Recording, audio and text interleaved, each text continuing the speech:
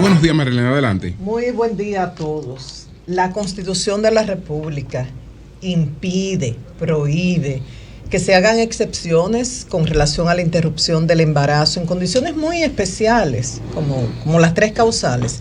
Según algunos expertos en la materia, según algunos especialistas en constitucionalistas, no lo impide, no lo prohíbe. ¿Qué hizo la procuradora ayer, doña Miriam Germán Brito? Estaba con una agenda especial, trabajó desde la llamada ideología de género. Yo pienso que no.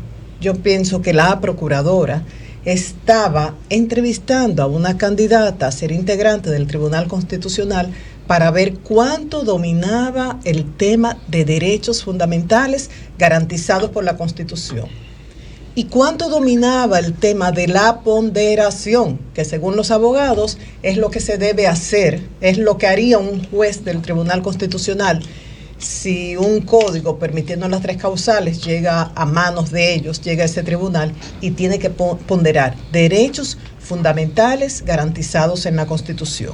Ayer se entrevistaron 16 de los 115 aspirantes a formar parte del Tribunal Constitucional. Pero lo que más se ha destacado es ese diálogo, ¿no? Esas preguntas que hizo doña Miriam Germán al aspirante Cecilia Inmaculada Badía Rosario, básicamente sobre las 3 causales. Y Badía Rosario decía que no, que la Constitución prohíbe, no se puede permitir las 3 causales, habló de un caso personal, pero vamos a escuchar, Jovita, un minuto solo, no nos vamos a extender, donde está la clave del asunto para poder comentar, Jovita. Vamos a poner esa pregunta que le hace la procuradora a Cecilia Inmaculada Badía Rosario en el día de ayer. Deduzco que usted justifica que un embarazo que signifique un peligro de muerte se continúe al término y que el fruto de una violación la víctima tenga que arrastrar con eso. ¿Usted considera eso adecuado? Yo lo que considero es que ese tema del asunto del aborto y las 3 causales, hay demasiados intereses envueltos. Yo le voy a poner un ejemplo, usted me habló de violación, yo le voy a contestar con otro ejemplo. Por ejemplo, en el tribunal donde yo trabajaba en Santiago, se dio un asunto peor que eso del incesto. Fue un incesto. ¿Qué pasó? El señor, que es el papá, él está preso y ellos todos están felices con ese niño, el papá y el nieto, y ella, la mamá es la madre y es hermana. Entonces, eso es un asunto de las 3 causales muy delicado. De hecho, yo soy provida.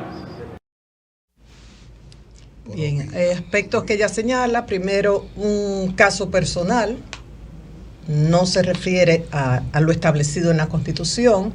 Habla de provida. Yo creo que uno pierde objetividad tan pronto pone etiqueta. Provida. ¿Quién es provida? ¿No es provida también la gente que busca la vida, la integridad, la dignidad de cada ser humano?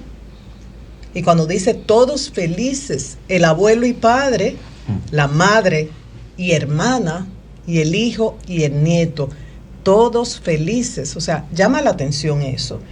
Recuerden que estoy opinando sobre este tema porque tengo una posición fija. El tener una posición sobre el tema no me impide informar de manera objetiva, pero en este caso estoy opinando sobre lo que pienso.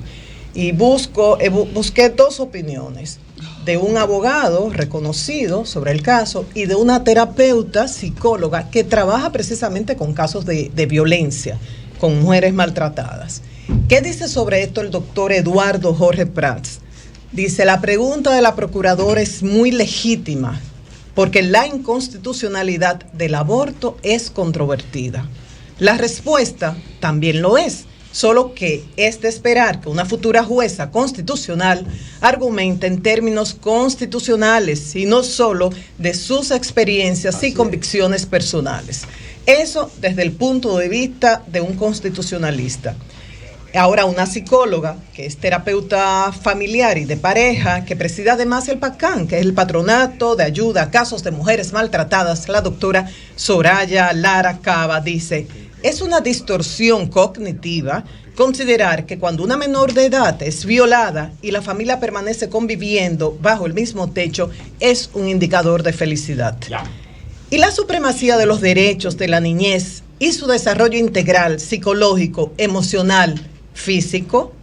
Una familia no es feliz cuando ocurre un incesto. La menor violada sufre un trauma severo, depresión, ansiedad e ideación suicida. Detrás hay un historial de violencia sexual, amenazas, manipulaciones e imposición del silencio para acallar a la víctima. En mi caso me gusta consultar con expertos y hace unos años el doctor Flavio Darío Espinal escribió un artículo que vale recordar y permítanme seguir el orden de sus razonamientos porque es muy lógico y permiten entender por qué él llega a la conclusión a la que llega en su artículo titulado El aborto, la Constitución y el nuevo Código.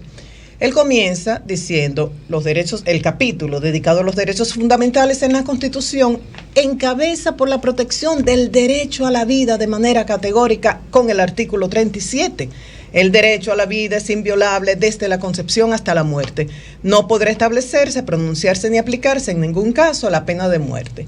Y esto lo hizo hace unos años cuando se estaba discutiendo el tema porque el código se había aprobado, el nuevo código, por la Cámara de Diputados sin las 3 causales. Recordaba cómo en el 2014 el entonces presidente Danilo Medina había observado una versión del código que no incluía estas 3 excepciones. Cuando está en peligro la vida de la madre, cuando el feto no tiene condiciones por deformaciones congénitas para la vida y cuando el fruto es de una violación. Entonces, se pregunta a él si a raíz de este artículo 37 no se puede permitir la interrupción del embarazo en algunas excepciones. Dice, en base a este artículo no se puede permitir el despenalizar el aborto en cualquier circunstancia, que esto se tome como control de natalidad o que la mujer por una demanda, voy a abortar. No, dice, esto no se puede permitir. Pero, ¿y con estas excepciones? Entonces él dice, la Constitución garantiza otros derechos y menciona el artículo 38 que dice, la dignidad del ser humano es sagrada, innata e inviolable. Su respeto y protección constituyen una responsabilidad esencial de los poderes públicos. Estoy hablando del artículo del doctor Flavio Darío Espinal. El abogado también menciona el artículo 42. ¿Qué dice el artículo 42 de nuestra Constitución? Toda persona tiene derecho a que se respete su integridad física, psíquica, moral y a vivir sin violencia. Tendrá la protección del Estado en casos de amenazas, riesgo o violación de las mismas. Entonces dice que si esto pasa por el Tribunal Constitucional, lo que se tiene que hacer es un ejercicio de ponderación. Dice, al momento de determinar la constitucionalidad de una norma jurídica, el juez constitucional tiene que poner en práctica el principio de ponderación, que le ayuda a buscar una solución de equilibrio cuando hay múltiples derechos, intereses y bienes jurídicos en juego. Desde esta perspectiva, las excepciones antes descritas pasarían con seguridad el control constitucional, a menos que el juez constitucional tenga una posición ideológica definida en contra del aborto en cualquier circunstancia y desee imponer dicha posición al margen del papel que está llamado a jugar. Y esto así porque de lo que se trata no es de establecer una legislación completamente a favor de la terminación del embarazo, sino solamente en esta circunstancia. Él decía que si a los diputados se les preguntara, aquellos que habían votado por eliminar, votado por dejar fuera las 3 causales, ¿qué pasaría si una hija de ellos de 16 años fuese violada por varios, utilizando fuerza y presión y todo tipo de atropello, si estarían de acuerdo a que ese embarazo se llevara a término? Entonces decía que mucha gente teme las 3 causales diciendo esto va a ser el pretexto para que todo el mundo aborte. Dice, no. Hay protocolos que deben ser establecidos por el Colegio Médico Dominicano y el Ministerio de Salud Pública. Y dice, para aquellos que no confíen en este protocolo, entonces habría que revisar la efectividad de las regulaciones en cuanto al ejercicio de la medicina en el país. Para las iglesias, dice él, hay que reconocer el rol que han jugado las iglesias en nuestra sociedad, dice, que le sigan dando instrucciones a los feligreses, pero hay que dejar aparte y tomar en cuenta que hay factores que no son religiosos y que deben ser tomados en cuenta por el legislador a la hora de tomar las normas. Entonces dice, los representantes del pueblo deben dar respuestas eficaces a problemas concretos siempre que sus normas y políticas estén conformes a la Constitución. Yo considero que doña Miriam hizo bien en tocar ese tema como los demás que lo trataron y que el objetivo, repito, como dije en principio, era saber el conocimiento de esta aspirante a ser miembro del Tribunal Constitucional sobre derechos fundamentales garantizados por nuestra Constitución y este ejercicio de ponderación que debe hacerse cuando hay varios derechos que pueden chocar entre sí, Julio. Son las 8:16 minutos.